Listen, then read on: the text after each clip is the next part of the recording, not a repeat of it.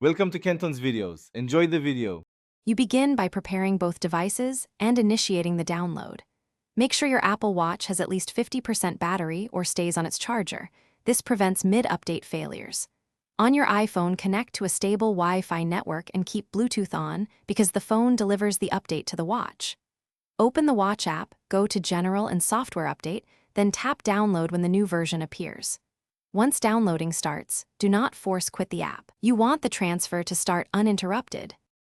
You now move into the installation phase and monitor progress carefully.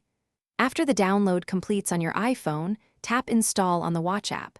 The phone sends the package and the watch begins preparing.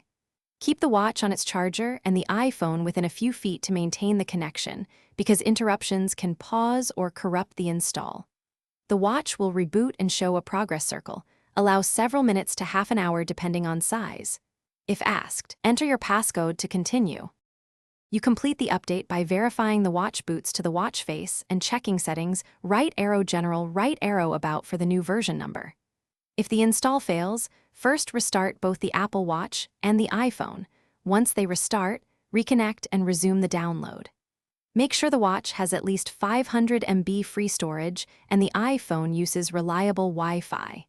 If problems persist, unpairing and repairing the watch can resolve deeper issues, but backup.